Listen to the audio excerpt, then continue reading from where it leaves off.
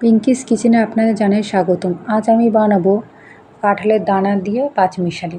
তার জন্য আমি কাঁঠালের দানার খোসা ছাড়িয়ে নিয়ে তাকে দু টুকরো করে নিয়েছি। এবার আমি ডুমো করে কেটে নিয়েছি কুমড়ো, আলু, বেগুন ও তার সঙ্গে কিছু রাঙা আলু। সব সবজিগুলোকে আমি কেটে ধুয়ে নিয়েছি। এরপরে আমি কিছুটা আদা ও কাঁচা লঙ্কা নিয়েছি, তাকে পেস্ট বানিয়ে নেব।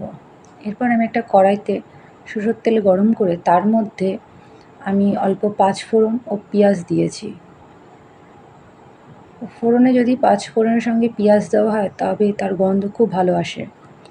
তার মধ্যে আমি শুকনো লঙ্কা ও কটা তেজপাতা আমি ফোড়ন দিয়েছি।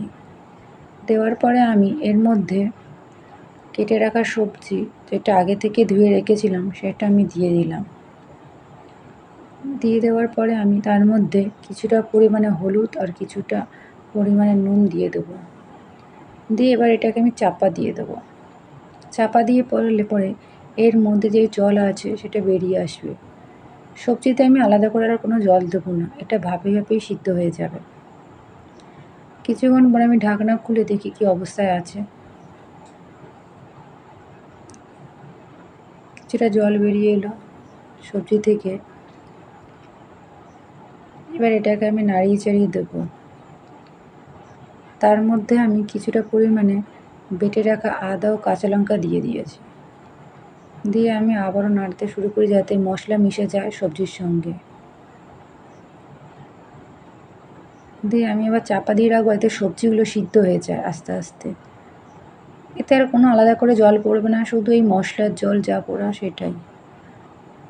তার মধ্যে আমি কিছুটা জিরের গুঁড়ো দিয়ে দেবো, কিছুটা চিনি দিয়ে আমি আবার নাড়াচাড়া দিয়ে দেবো। এর মধ্যে যে জল আছে সেটা বেরোতে শুরু করে দিয়েছি, অনেকটাই জল বেরিয়ে গেছে। আলাদা কোনো জল দেওয়া হয়নি, সবজির জল শুধুমাত্র আর মশলা যা বাটা হয়েছিল। দিয়ে এবার জল শুকাতে দেবো।